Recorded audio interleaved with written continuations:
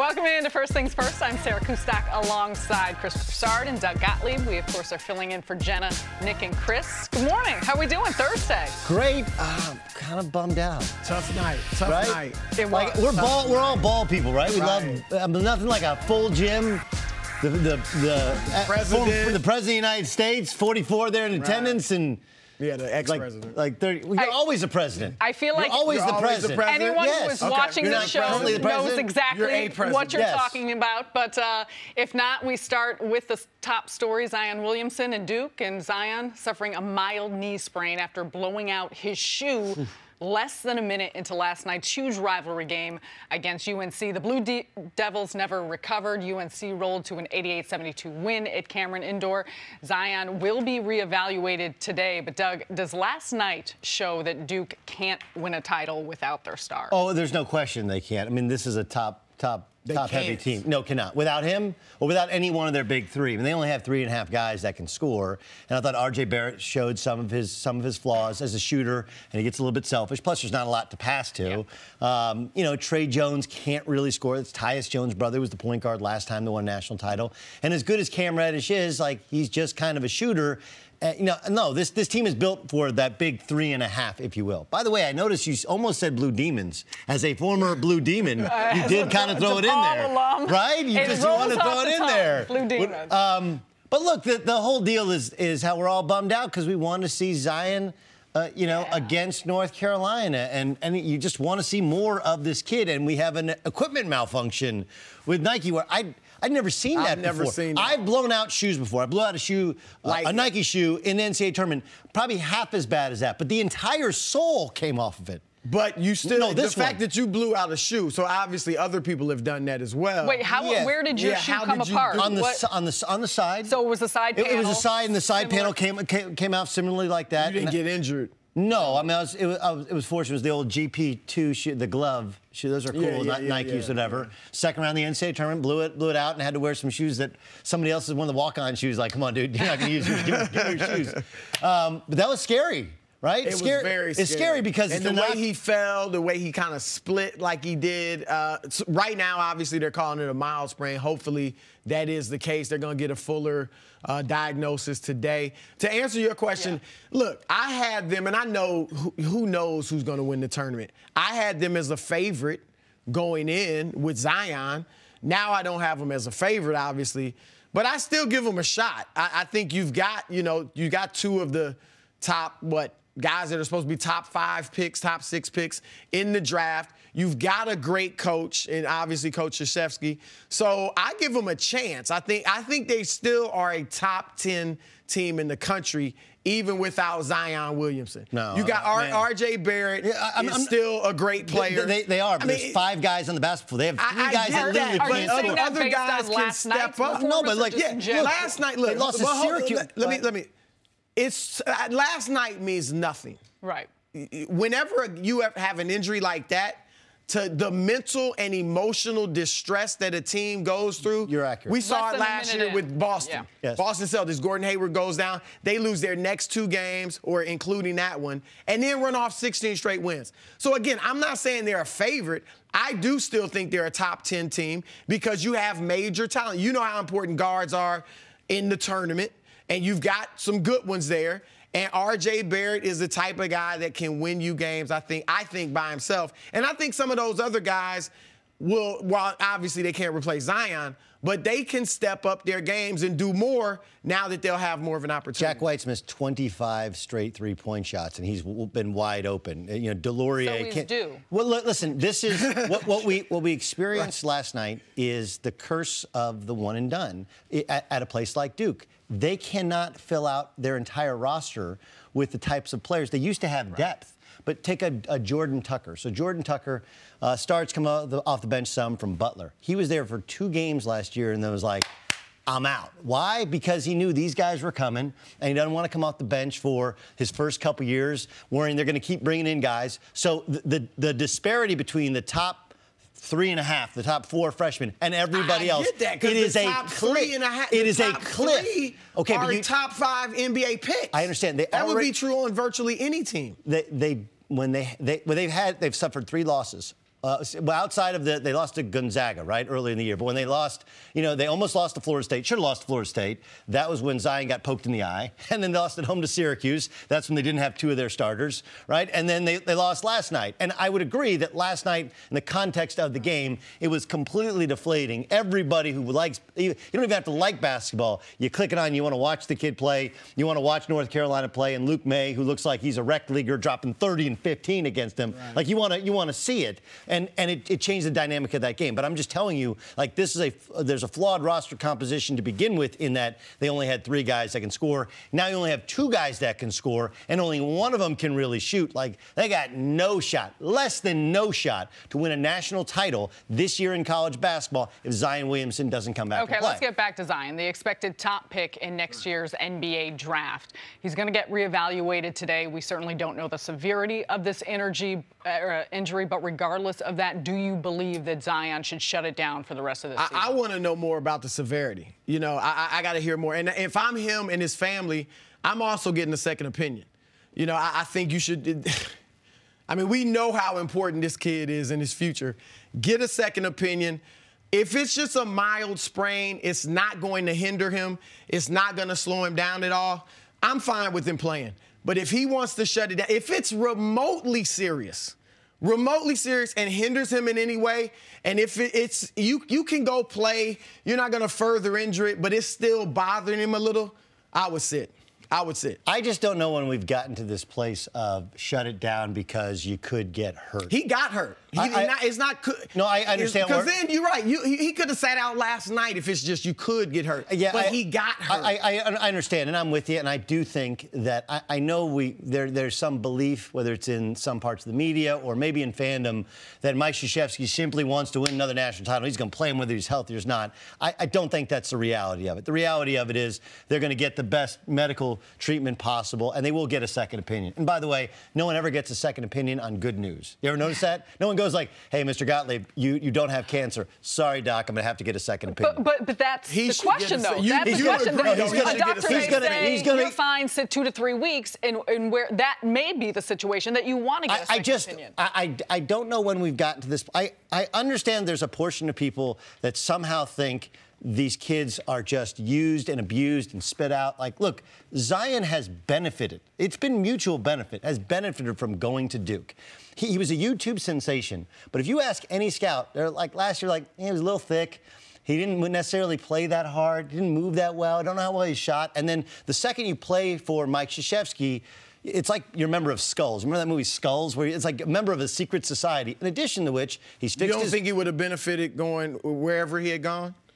No. His stock wouldn't have risen the way it has? Possibly. I don't know. I do know that going to play for Duke, one, you're playing around a couple of other young stars, and I think he's better in this role. I think it's the best role for him. Instead of just giving him the ball and having to make a play, I think this is a role. Mike Krzyzewski's gotten him to play hard. Mike Krzyzewski's gotten him to be in shape. He's bought into the idea of Duke and playing hard at the defensive end. Like last year, Coach K threw up his hands and said, I can't get Marvin Bagley to play defense. Let's just play zone. It's like, so he's bought in, and it's, I think, really helped his stock because it's definitely helped his stock because there were a lot of people that thought he was overrated, overhyped coming in.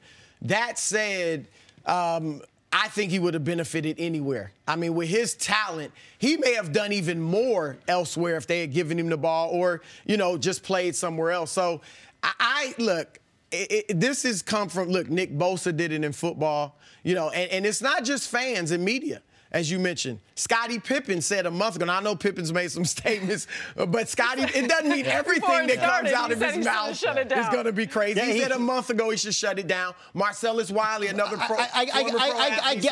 Listen, Trae Young tweeted last night he should shut it down. Trae Young did shut it down. Trae Young did shut it down mid-season last year. He's the reason that Oklahoma fell off a cliff. He played. Look, listen, I don't know how we've gotten to this place where we suddenly think college basketball is a bad thing. Nobody said it's a bad thing. Yes. They just said, yes. No, who's saying it's a bad thing? That's essentially what they say. Well, you don't need I mean, look, Jay Williams is going on ESPN. His whole career has been made based upon what he did at Duke. You should be able to come right out of high school. No, you need time in between. between high school Not necessarily. and the pro. You do. LeBron James didn't need time. He's one in But 10 everybody million. doesn't need time. You said you like it's everybody. It's not everybody. Tracy McGrady, Kobe Bryant, Kevin Tracy Garnett. McGrady never won anything. He's a Hall of Famer. He shouldn't be because he never won anything. He is. I understand. Not shouldn't, wouldn't, couldn't. Listen, he is. Listen. A Hall of Famer. And he's a top 5 player for a good little stretch. Tracy McGrady never got out of the first round of the playoffs. You know what he averaged in the playoffs? Was it his fault? Great. Let's put a little on Yao Ming. Let's put a little on Jeff Van Gundy, who was his coach. You can't put it all on McGrady. He also played with the Orlando Magic, and he played with the Toronto Raptors. Let's put it on all of them, because his numbers were astronomical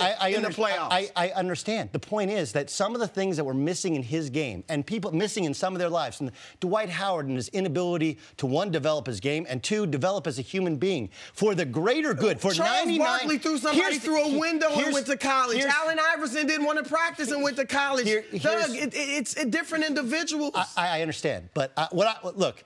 Education inequality is maybe the biggest problem in our country, right? I mean, is that okay with you? Are you okay with that? It's a big problem. It's a huge problem. And the idea that we have so many young, whether it's white, black kids, whatever, that have the opportunity to go play in college, and we make it out to like it's this terrible thing. Look, the kids should come back and play, have a chance, hopefully, to play against Carolina, win the ACC, win an ACC tournament, play for the Final Four. It's your last time to play for something other than just a contract, to play for something other than just yourself. That's what college is about. You're not just playing for a contract and You're right. You're playing for some sort of legacy of winning a title. That's what you play for.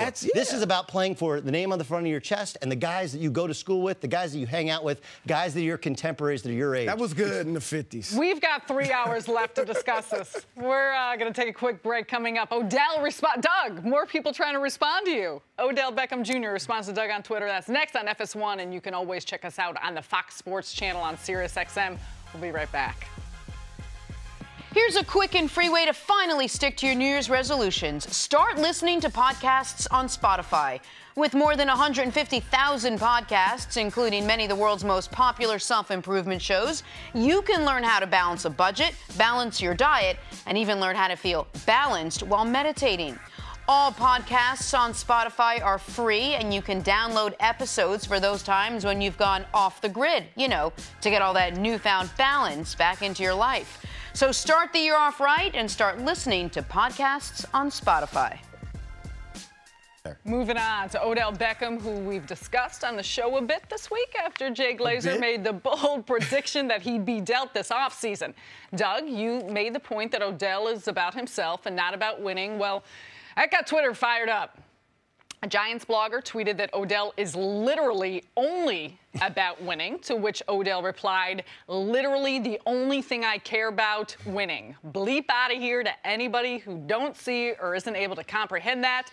One day, everything will all make sense in the end. I promise you, stories unfolding. It's all a part of the journey. Hashtag just wait. Doug, what do you make of what Odell had to say? Look, if it was all about winning, then what? It's about the hair. It's about the celebrations. It's about peeing on the fire hydrant in the celebration.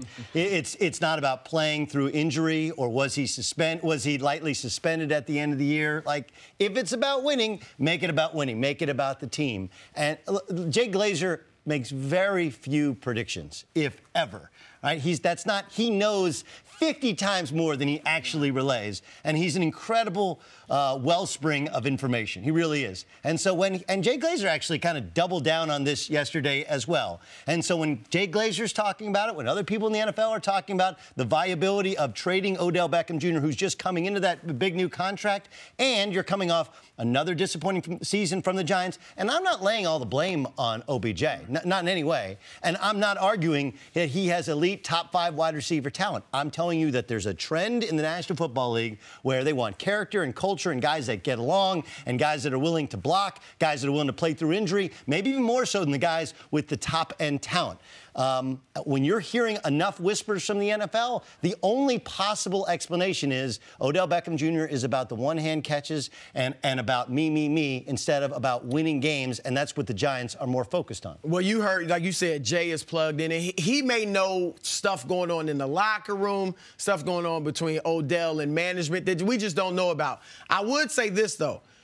This was a bold prediction. And a lot of times when people make bold prediction, you know, you kind of go out there a little further than normal. I don't think that Jay's reporting that Odell is being shopped. Like, you know what I mean? There's a difference between a bold prediction or even saying, like, I think this is going to happen and actually reporting something. So I'll just say that. And when you look at Jay's context, Jay Glazer's in full, he really talked about how a lot of other teams were calling about Odell, trying to trade for him after the trade deadline. So it may be a situation where maybe he thinks the Giants may get an offer they can't refuse. And, you know, they need to build elsewhere and strengthen their teams in other areas. So maybe they get that type of offer. We don't know, but we do know he's not reporting Odell Beckham Jr. is being shopped. The Giants are trying to trade him. There are defining moments for teammates in a season. And when you're playing the Chicago Bears, remember, the Giants got off to another awful start, and Eli was bad.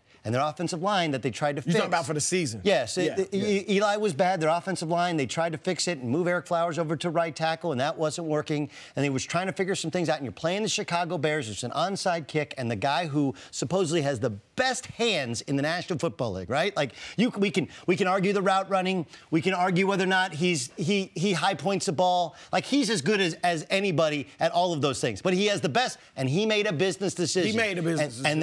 And that decision was, I'm more important, my future is more important than what my job is, which is securing the football. So I think there's that ripples through a locker room. Everybody sees that. I haven't heard a teammate criticize. Of course not, because why not? What? We've heard teammates criticize Le'Veon Bell, Antonio Brown. But again, the Giants have done a better job of managing it than what's happened in Pittsburgh. It's teammates. It wasn't management or coaches coming out. Did you notice he didn't play at the end of the season? Odell gave them plenty of opportunities to criticize him. After their 1-3 start, Odell comes out and questions the heart of his teammates. Yes. And what did they do? He's right. We got to play with more energy. That maybe he's mistaking, you know, something for a lack of heart, but nobody went at him. That was the perfect opportunity. After the Lil Wayne interview, nobody went at him. After he goes to Miami, nobody went at him in the playoffs. So I'm just saying, I don't think his teammates view him as a guy that's selfish or doesn't want to win. Well, that's important. But wanting to win and knowing how to go about it. Just because his teammates didn't say anything doesn't mean they didn't feel it. Like, look, you got to be very careful, as you know. Like, you guys have both been in pro locker rooms your entire journalistic career. Like, you got to be very careful about calling out anybody's heart, anybody's work ethic. Like, that's and he did. That's my point. He did that, and guys backed him. He's so I don't think and I get look. Literally all I'm about is winning. Look, we know he's about hanging out, having fun, enjoying the limelight, the spotlight, and there's nothing wrong with that. Deion Sanders enjoyed that type of stuff, and he was a winner. So it's not mutually exclusive, and I got to admit, look, I don't condone not going for the ball in that situation. However, it's week 12. You're out of the playoffs. It's more important for him to be healthy and not get injured than it was to get that ball on that play. How many years have you been married? Die for. How many years have you been married? 23. Okay. And so I don't know if your wife has ever broken this one out on you, right? Which is hey, actions, not words, right? You can tell me you're all about winning, okay? Actions, not words. That's an action. That is an action. You can tell me we got to play with more heart. Like, hey, bro, a little more heart is go after that football. It's on the ground. How bad do you want to win? I'm not going to define his career by that one play. I understand. Cam Newton in a Super Bowl. Right. And it was a Super Bowl. And it was a defining moment for him. But he's still the leader of that team. How's that worked out since then? No, look, he struggled. But last year, he was playing great. And they were rolling. No question. And then the injury gets worse. So he still got the locker room behind him. Yeah. Yes, that's a defining moment, though, right? Because when when the going's going good, though. But Odell Beckham Jr. This is week 12 when you're out of the playoffs. That's all I'm saying. I agree. It's far more egregious when you're down 6 I wouldn't have had him out there. But why? What's the purpose of having Because he's my star wide receiver. I don't need him maybe getting hurt on the kickoff. But I got other dudes that got hands. But he's got the best hands. Especially with the sticky gloves. Does he have the best hands in football? Yes. Okay. That doesn't mean he needs to be on my kickoff team. Yeah. Why not? Because I don't want him risking injury in that situation. But his job is to catch the football, and in this case, as a receiver, there's literally nobody better out there in a return Very man. few teams are getting onside kicks anyway nowadays. I can put other guys out there that can catch the ball. Listen, I saw Austin Eckler get a concussion for the exact same play. I understand. Look, it's a risky play. That's all I'm saying. But don't play football if you don't want a risky play. Okay? Look, do you want to win the football game or not? The ball's on the field. It didn't matter. Don't tell me you want to win the game. Has playoff LeBron officially been activated? That's next on First Things First. I want to win the game. The NASCAR season heats up Sunday in Atlanta. It's the Folds of Honor Quick Trip 500, Sunday at 2 Eastern on Fox and the Fox Sports app. And it's time for us to go viral. Check this out. 7-year-old Deshaun Flash Morris showcasing. That's some insane footwork. Wow. Guys, should he get an invite to next week's combine? Look at that. 7 years old? Is that what you said? That's incredible. This video isn't sped up, right? I mean, that's honestly unbelievable. Here's my advice. I bet he's eating popcorn. Here's my advice. Soccer guy needs to find this kid, get him a soccer ball, and we will soon dominate the world. When our best athletes decide to play soccer, true. At 7 years old. But he looks like a running back to me with that type of footwork. He does. No, he looks like whatever he wants to be. He's going to be able to do whatever he wants, yeah. Lateral agility is the way to go, man. That kid's awesome. That's cool. That's cool. Time for stories to start your morning. Zion suffered a mild knee sprain after blowing out his shoe less than a minute into last night's huge rivalry game against UNC. Duke lost to North Carolina 88-72. He'll be reevaluated today. Doug, does last night show that Duke can't win a title without Zion? Yes, I do not. I don't think, and if you look back to when he scratched his eye against Florida State, you know, this is just a top-heavy team. They have no bench, no other scoring other than the big three freshmen. I know the air was kind of out of the balloon because he got hurt in the first 30 seconds, and we all felt kind of bummed out by it. But I think last night was on display of this is a fragile team, one that's built around those top three, and he's the most unique weapon we've seen in a long time in college basketball, and they're not going far without him. It also points out just how much torque he puts on his feet, his ankles, his hips, and his knees, and I think that actually would be the biggest cause for concern in drafting him in the NBA, is how does his body hold up to the cuts at 285? Yeah, if I'm an NBA team that drafts him, I'm getting him a nutritionist right away. And you can slim him down a little bit, get rid of some of that baby fat. Remember, Barkley slimmed down. We think of Barkley as this huge fat guy, but, you know, he slimmed down pretty well when he was in the NBA. But as far as them winning a championship, they were my favorite with Zion. They're certainly no longer my favorite, but I'm not going to count them out. You still have two guys that could be in the top 10 or top 5 of the NBA draft. I'm going to give you a chance if you North Carolina scored 65 points in the paint. It's like a layup drill. To the NFL now, the Steelers won't use the transition tag on Le'Veon Bell after hearing the news. Le'Veon tweeted, "Free at last." Chris, where will L. Bell end up? I think the Jets is a place he could end up.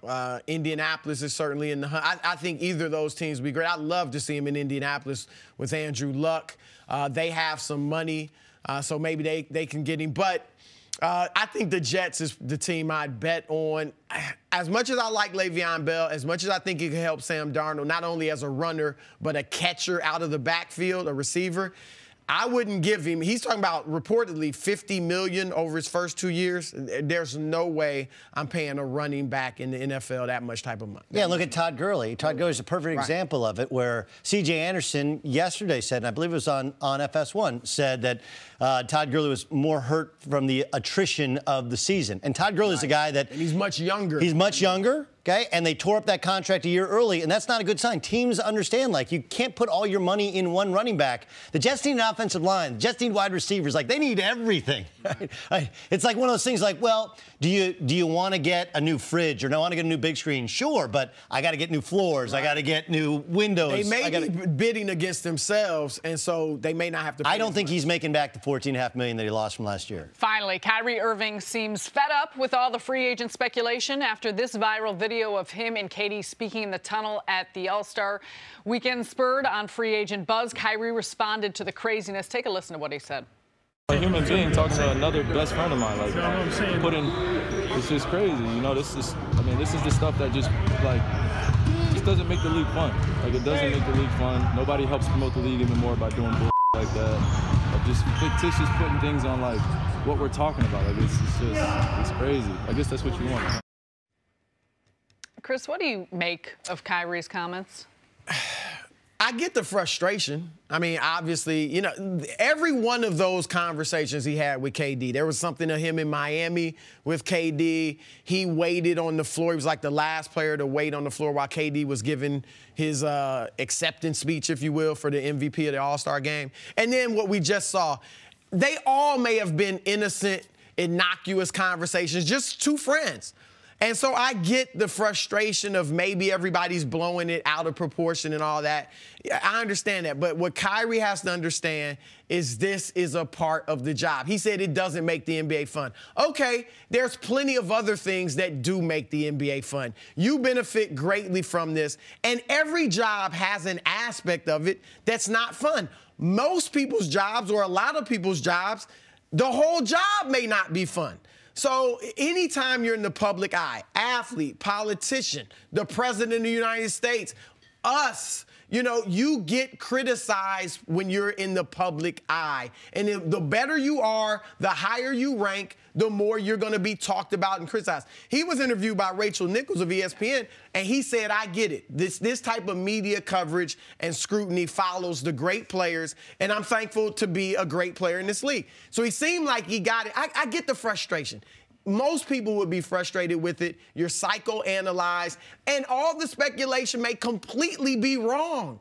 But it comes with the territory. You're compensated tremendously. You get so many fringe benefits from your job. So when he talked to LeBron and he apologized for, you know, being that young guy that didn't understand things, he should have asked LeBron how you handled the media, because obviously LeBron gets more scrutinized than any player. And LeBron, look, all the years, his last year in Cleveland, his last year in Miami, his last year in Cleveland again, he's never let it get out of control.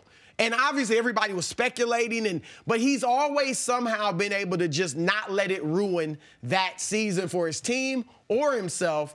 And Kyrie has to kind of learn, and so does Kevin Durant, has to kind of learn how to do that. You know where the best place for both these guys to go is? New York. I mean, there's no troublesome media there. Nobody shakes you down for a story. People don't follow you around. It's a good place to just kind of hide out and get away. That's how the New York media treats you with such respect that they'll absolutely give him his privacy.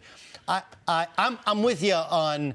I actually understand it feels like an invasion of privacy, and I think what you're hearing from Kyrie and KD is consistent that, hey, I'm actually okay if you criticize me in basketball. I'm actually okay with that. But, like, I can't even have a conversation with a boy. Like, we can be talking about a million things. Like, some video of me having a discussion with a guy in a hallway suddenly becomes, like, that's us deciding where we're going to play next year. Right. Now, look, the smarter decision, you ever seen the movie Clear and Present Danger? Yes. Okay, so Harrison Ford. Right, remember? I'm with you. Awesome. Okay, you're with me here. I don't remember. Okay, I was like 5 years old, okay. So I'll give you the kind of Reader's Digest version of it. Okay, so a friend of the president, longtime friend of the president, apparently was laundering money for drug lords, right, in South America, and so he's killed on his yacht. So the president's sitting around with all of his henchmen, and they're saying, well, what should we do about this? And all the guys are advising him, like, you guys barely knew each other. You weren't really friends. And Harrison Ford's like, no.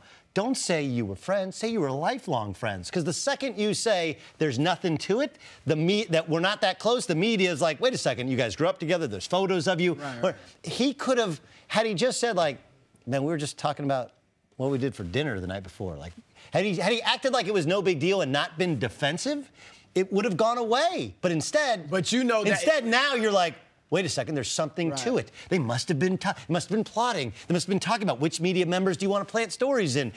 It only feeds the media frenzy more so than marginalize it. And both of them are so headstrong, which is a good thing, but they don't want to give the media that. They don't want to they don't want to let you know what they were talking about, because they feel like, why do I have to let you know what I'm talking about? It just comes with the territory. And look, Kyrie could have, when he came out in the preseason and said, I want to stay in Boston if you'll have me, that kind of put things to rest. Had he said it again? Then you come out and say, ask me July 1st. That's his right. It's his right to change his mind. It's his right. Like you said before, they probably don't know what they're going to do. So it's their right to just be like, look, ask me July 1st. It doesn't need to be talked about now. But you have to understand there's tons of money riding on you. People are really interested in what you do as a player. It's a great compliment, but you just have to be able to deal with it. I do think we should put into context, this is, as we know, in practice sessions, you're in a scrum. I mean, this is a short snippet of they just came back from All-Star break. They're practicing. That was one piece of what was likely 7 to 10 minutes of him sitting there talking, answering questions. So not just always one answer. We're going to move on to the Lakers as they kick off their post-All-Star push tonight against the Rockets. They are currently 3 games out of the playoff picture, and if they are going to make the postseason, LeBron knows he's going to have to ramp it up. Well, it's going to be a little bit different, for me now, just knowing the position that we're in. For me personally, I haven't been in this position in a while, and because of my injury, it's kind of, hit our team, and I didn't. Obviously, we would love to have the success where I was out, but we didn't, and this is where we is right now. So, I'm going to be a little bit different, a little bit earlier than I would like to be in previous years. My level of intensity has to be, unfortunately for me, because I don't like to do it at such an early time, I'm a little bit different. But it's been activated, so look forward to seeing what we can do. It's been activated. It's been activated. Twin powers activate. Chris, can LeBron carry the Lakers into the postseason? I loved what LeBron said, and he does have that next level. I mean, obviously he's 27, 8 and 7 or something like that, kind of coasting. And I have no problem with him coasting in the regular season. He's still playing very well, and at his age, with his wear and tear, he knows what he needs to do to be ready for the postseason. We saw it last year when they were the 4th seed and people thought maybe they don't get out of the East, and he turns it on, and they do. We saw it the year before, with Toronto and Boston even then. So I'm looking forward to seeing this. I think this will tell us, there's people now that doubt, is he still the best player in the world? I think this last run will tell us, yeah, he's still that guy. And I am confident he can get them in the playoffs. I like this attitude from LeBron because when you've competed, look, for him it's been championship or bust since at least 2007, when he first got to the finals with the Cavaliers. That's the last 11 years of his career, 11, 12 years of his career. When it is really not championship or bust, and now it's just, let's just get to the playoffs.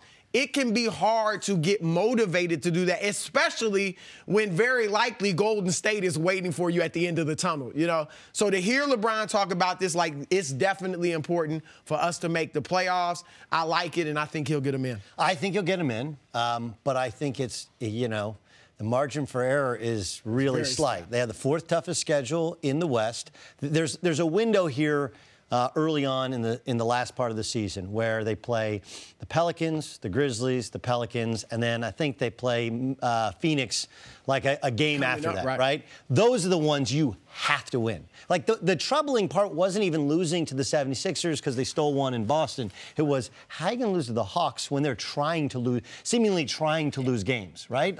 How possibly could you do that? So I personally think they're going to get there. I thought that the start of the year, early on in the season when they got off to a slow start, it's because they were figuring out how to play with LeBron. When they figured it out, remember there's a time they're 17 and 10 and they're humming along. Then Rondo gets hurt and he gets hurt and Kuzma was hurt for a couple games and Lonzo's hurt. Assuming Lonzo Ball gets back and gets healthy and nobody else gets hurt, this is a top 4, not top 8 team in the West, regardless of their schedule. And I'm with you. I don't believe he's still the best player in the NBA, but I do believe he still has the ability to go back to the well and bring out those superpowers. He's still an unbelievable player, but I'm wondering whether it's not.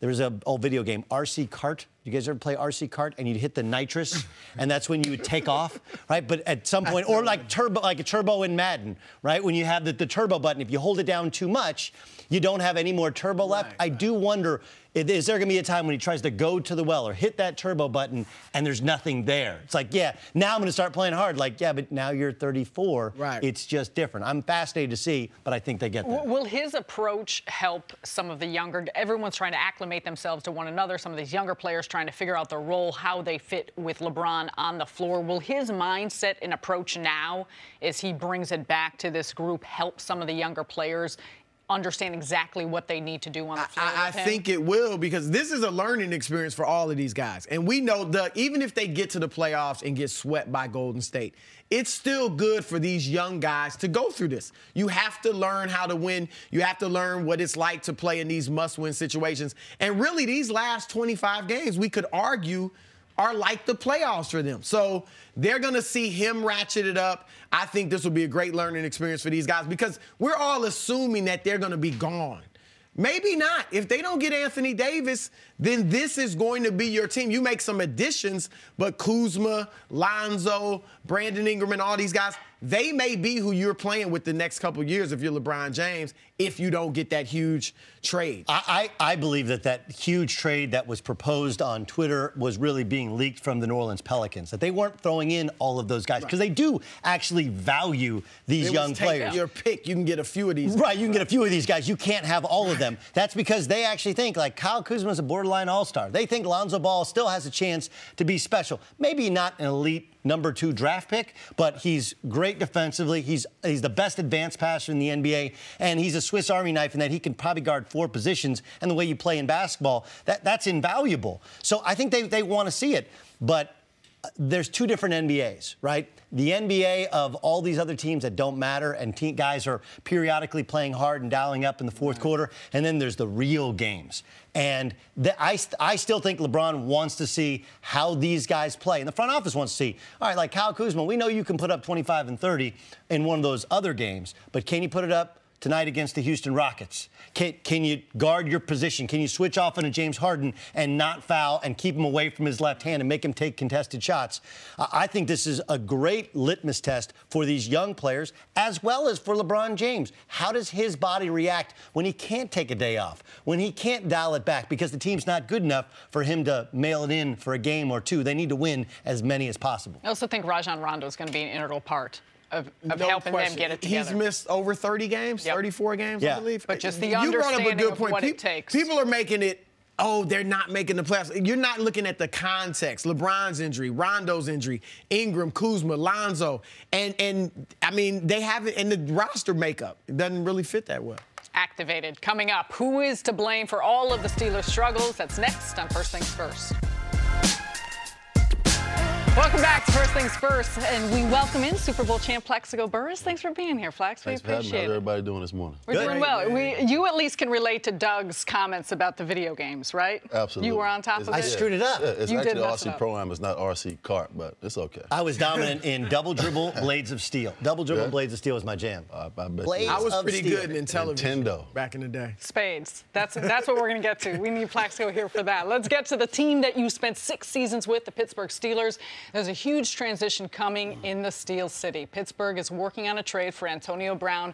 Also, they declared they won't use a transition tag on Le'Veon Bell, making the running back a free agent. And on top of that, GM Kevin Colbert said of criticism of Ben Roethlisberger, they should listen to him. Plaxico, what do you make of what's going on with your former team? You know what? Pittsburgh just can't seem to stay out of the news these days. When I was in Pittsburgh, all these things didn't get out, but I don't think you can really just put it on one person. I think it's a culmination of things.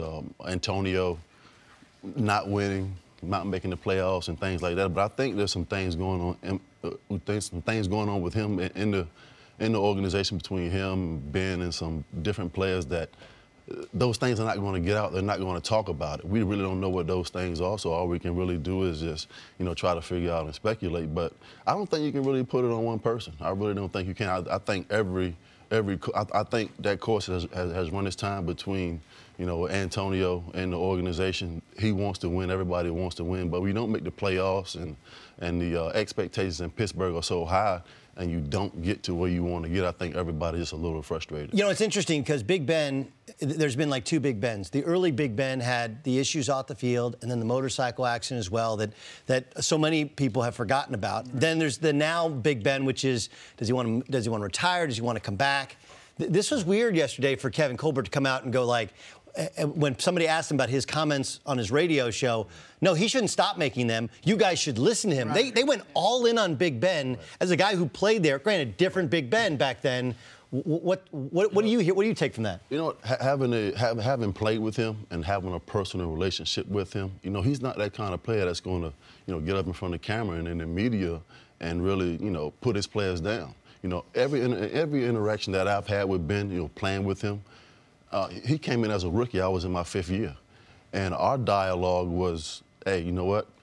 Don't get discouraged. We had just lost week 2 to Baltimore Ravens. Tommy Maddox had went down with the elbow. Say, hey, don't get discouraged. You get open, I'm gonna find you the ball. We're gonna work hard. We're gonna get better together.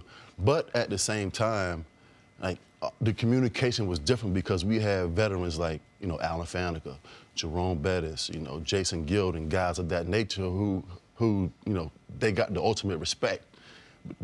That's kind of been lost with the new NFL and the CBA, and not allowing these older guys and veterans to really, you know, be the captain of that locker room or the ship. But they just have to figure out a way to get it fixed because, you know, this is not the Pittsburgh that everybody's used to seeing. So it seems like there's been a change in Big Ben because, like you said, back then he wasn't really calling guys out like that. Now he's got his radio show and he's called out Antonio and his route running, things like that. And from what I've been told, and also Antonio just tweeted it, that he feels like there's not that mutual respect. And clearly Ben respects his game because, you know, you've heard him talk about how great Antonio is. But if he feels like you're not respecting me as a person, you're calling me out in public, we're not talking about it one-on-one, is that fall on Ben? Like, is Ben the because I've said if Ben calls Antonio and they sit down man-to-man, and I'm not putting it all on Ben, Antonio has to be willing to sit down man-to-man too, and you air out your grievances, maybe this could work out. You know, maybe they have had a conversation on the phone, and maybe, you know, Antonio handled it the wrong way by putting it out on Twitter or the media. But I don't see how the best duo in football can't get it fixed. Why can't they have the respect for one another to really, you know, pick up the phone and have this conversation? Hey, man, let's figure out a way to get this fixed.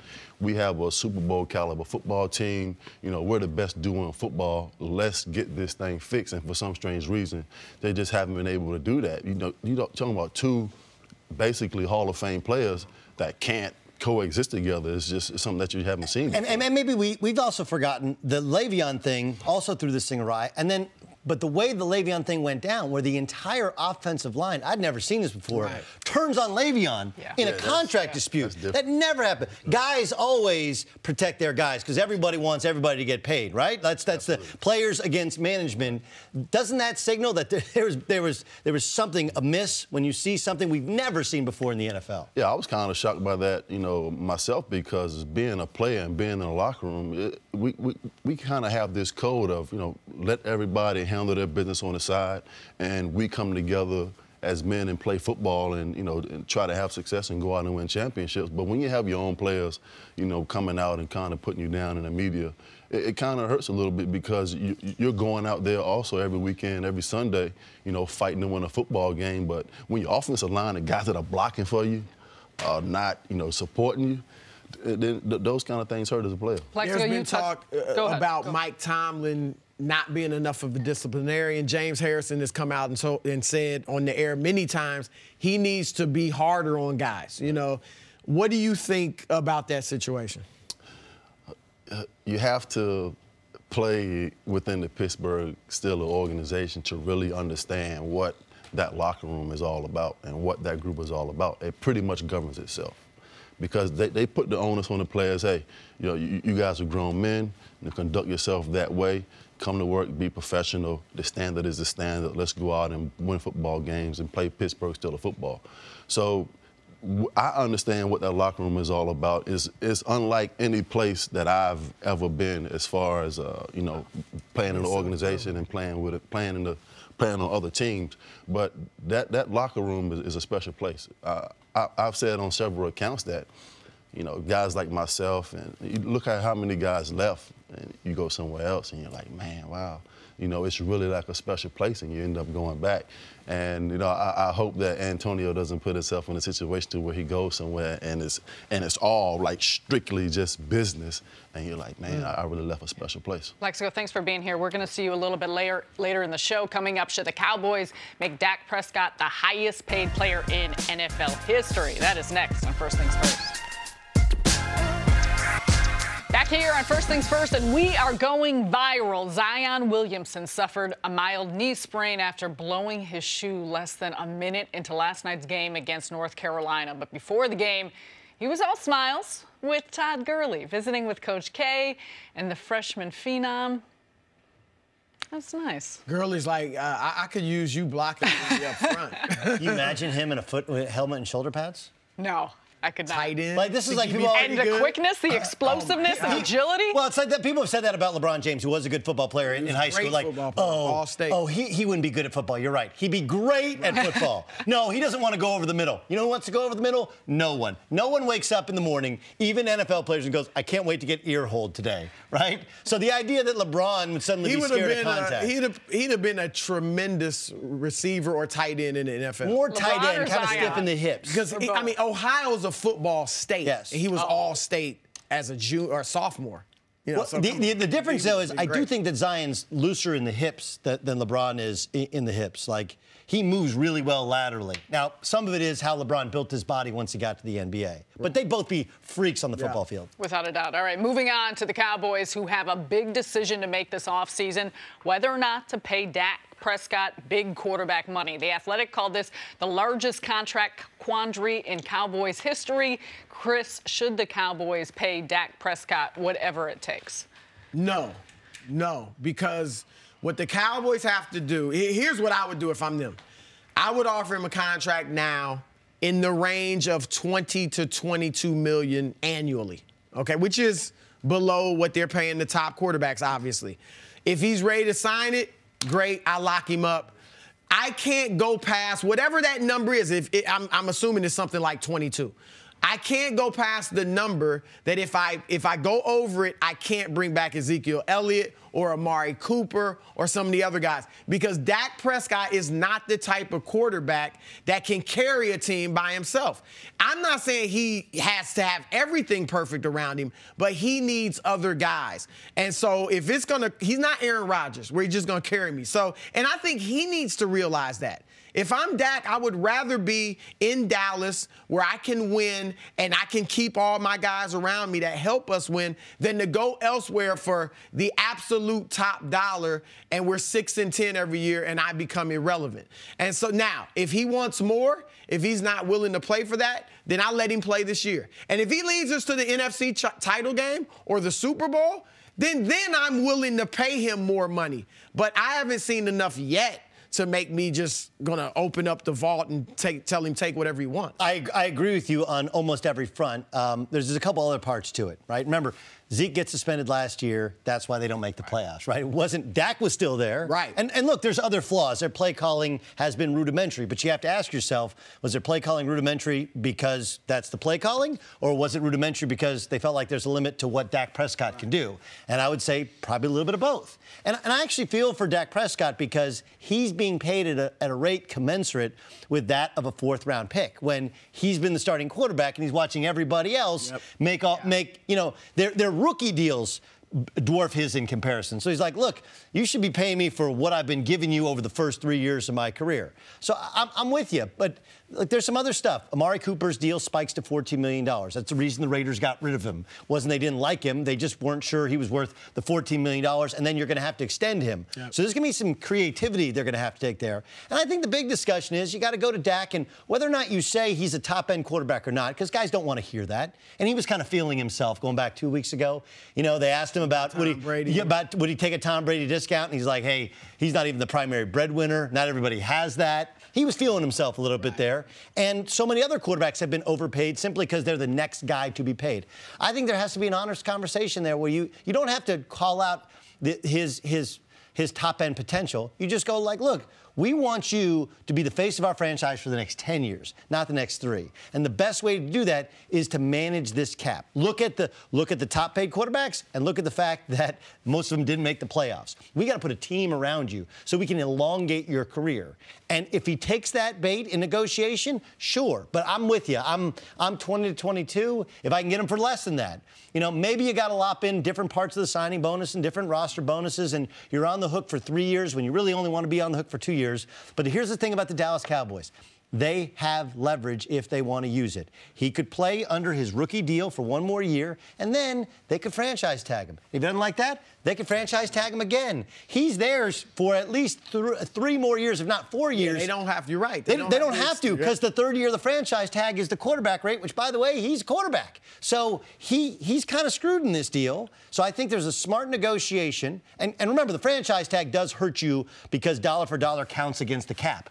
But the smart negotiation is, don't go to him and go like, hey, man, you're not really a top 5 quarterback. Right. Go to him and say, this is the best thing for all of us to win. Let's find a way to sprinkle the money around. You're going to get paid more money than you ever thought possible. You'll be the quarterback of the Cowboys. Meanwhile, if I'm the Dallas Cowboys, I'm not even sure he's my franchise quarterback for the long term. I got to protect myself against a 3-year deal if I can stay away from him. What did he show you last year? Because he has that great rookie year. He dips in his second year. How much trust do you have in the quarterback that he can consistently be? As long as I have good talent around him, I've got great trust. I think he has all the intangibles. I think he's a winner. I think he's a leader of men.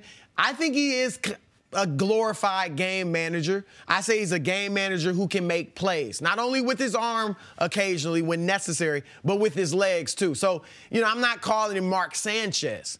He's much better than that because he can really make the big plays when he needs to. But we saw it last year. You mentioned Ezekiel Elliott. They were struggling until they got Amari Cooper. You saw the difference that made. So I like everything he brings to the table, but he's not the guy that's going to carry your team. I think the challenge for him and his agent will be this. We've seen Derek Carr took a lesser deal so they could keep some of the players around him, and then when Khalil Mack, one of his best friends on the team, is up, they don't, they want to let him go. They let Amari Cooper go. Tom Brady has taken lesser deals. Have they been willing to spend a ton of money? Obviously, it's worked out for him, but they haven't, broken the bank with other guys with that money they saved. So I don't want to see that. I'm really looking at it like, look, I want what's best for Dallas. If I'm Dak, if we're going to keep Ezekiel, Amari, these other guys around me, then I'm willing to take less. But if you're just trying to lowball me and you're not going to use that extra money to keep these guys around me, then I'm upset, and we're not dealing in good faith. Well, it's important to remember that in the National Football League, when GMs don't spend money on you, they can't put it in their pocket, right?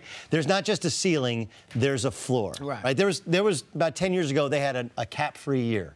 And all the players were like, man, we're getting paid. And guess what happened? They all got lowballed because there was no floor. And so especially the rank and file guys, the offensive linemen, the backups, they got lowball city. So if they save money on Dak, they're going to spread around. Look, he had 2 games plus. There's a difference between the floor and the ceiling, though. Just because they're at the floor doesn't mean they're spending that extra money. They have to spend it before the year before the year is up. It's a lot of money, and they're the Dallas Cowboys. They want to win before Jerry goes to that football field in the sky, right? I mean, that's an important thing. So I just look. I don't think he's great. He's just not. He's not very accurate when he reloads, and people want them to run some sophisticated offense. He's not a sophisticated quarterback. But do you think you can win big with him? I think you can win with him. Do I think he's the Daniel Jeremiah from the NFL Network? He uses an NFL saying that's just great. You're either a tractor or a trailer, right? A tractor is one that pulls the team along, right? That's Russell Wilson. That's Aaron Rodgers. That's Tom Brady. That's Drew Brees. A trailer is one who's kind of along for the ride. He's a little bit more along for the ride. He does have the intangibles, but let's not undersell the tangibles. He's not accurate. He's especially not accurate when he reloads. He failed to get the most out of Dez Bryant. And I'll be the first one to say that Dez Bryant was not a great route runner. Dez Bryant had some issues with catching footballs, but he also never really understood how you have to throw the ball up to Dez and make him compete. He didn't get the most out of him that he could. Now, Witten retires. Dez is gone. They didn't have a great plan. I understand that was one reason his production wasn't as good early in the year. But I don't think anybody who honestly looks at Dak Prescott thinks this is one of the best throwers of the football. No. He has the intangibles, but the tangibles are missing. You got to manage that for the Dallas Cowboys. Thank you for listening to the First Things First podcast. Remember, leave us a review and tell us what you think. Subscribe to the podcast on Apple Podcasts and catch us on FS1 Monday through Friday, 6:30 a.m. Eastern. For Cris Carter and Nick Wright, I'm Jenna Wolfe. So long, everybody.